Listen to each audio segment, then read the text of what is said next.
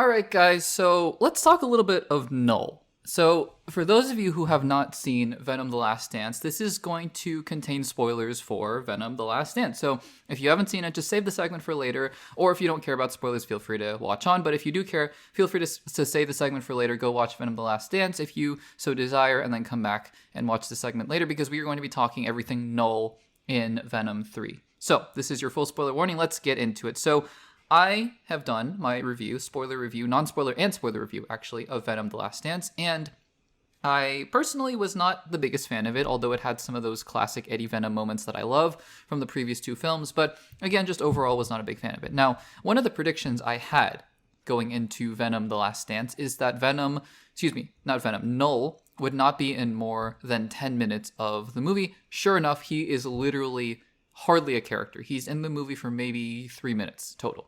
And he says 3 things, probably, and this is including the post-credits scene.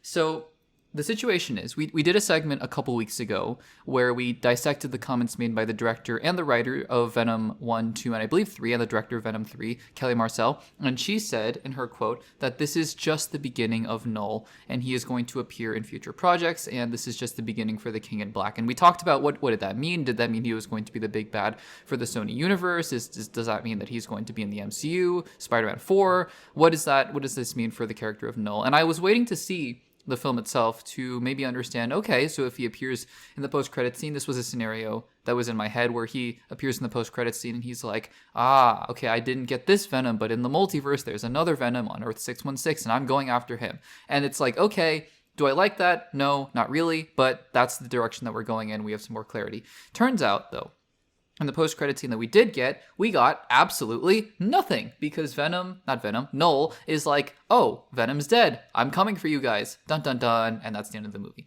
Literally get nothing other than just a vague threat. And to be fair, vague threats have been, effective in post-credit scenes. In the first Avengers film, we had Thanos, who was like, he didn't even talk. The other, if that was his name, I forget his name, but was like, hey, to challenge them is to court death, and then Thanos just turns around and smiles.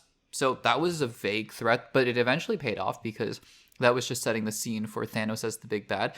If that's what they wanted to do with Knull in this movie, though, complete and utter failure, in my opinion, because they set up Knull as the villain of the movie. He is literally the first thing you see on screen in Venom: The Last Dance, and his story went nowhere. Absolutely nowhere. He starts out in prison, he ends in prison, he's like, I'm going to come get you now that Venom's dead, the end. So that was disappointing.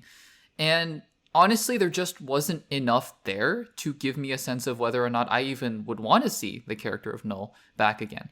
But that's not really the question that we're asking here, whether or not I want to see Knull back. The question is, after Venom: The Last Dance, now that we've seen the film, for those of you who have seen the film, where is Knull going to appear next? Do we have any more clarity as to where Knull is going to appear? I think we have some clarity after having seen the film, of where Sony wants Knull to appear next.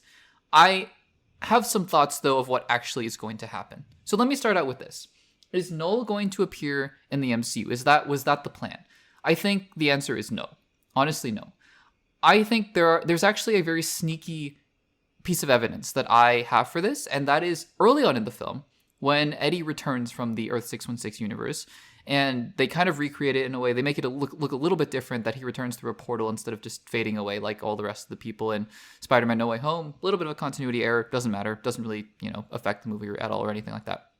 But Eddie, leaves Earth 616 and returns to an alternate universe where he's talking with Danny Rojas, the character from Ted Lasso, obviously, the actor, and he is back in the Venom universe. And one thing that Venom says here, and I'm not obviously going to use the profanity, but Venom says, multiverse sucks.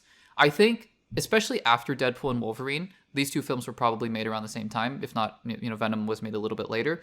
It's pointing to the fact that I think we're kind of done with this whole crossing over, or at least you're not going to say multiverse sucks, right? Because I think that was meant to be tongue-in-cheek and meant to tend to say, hey, we tried to do this multiverse stuff. I mean, literally Venom, in the post-credit scene of Venom Let There Be Carnage, was like, oh, Peter Parker, who's that? And that did not pan out. I think it was a clear sign that was like, for the time being, we're not going to, for the Venom universe at least, we're not going to cross them over. I think it's totally fine to have the symbiote in in Spider-Man 4 play a part, but I think that for the most part, they're just going to keep the two universes separate.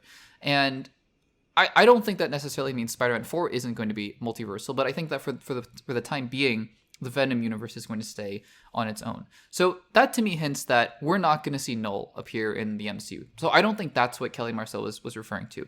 So then I think the other obvious option becomes, is he just going to be the big bad of the Sony universe? And I think that is really what they had been building towards, honestly, because if you think about this in their ideal world, right, the Sinister Six or whatever team they were trying to, have be there. Venom is kind of like the Sony universe's Iron Man in the sense that he is supposed to be up in front. He's supposed to be the main character. And while Venom himself is dead, obviously there are going to be symbiotes and everything everywhere, all these different characters that they could follow, I suppose, all the different symbiotes. But I think the goal was for them to build a team where you have Venom, you have Morbius, Madam Web, Kraven the Hunter, and probably a couple more, and they're going to fight some kind of big bad. And it would make sense that the villain from, who has the most direct connection to Venom, because he is the central piece. They've made 3 Venom films, and they have not made any sequels to the other films for obvious reasons, box office and critical failure.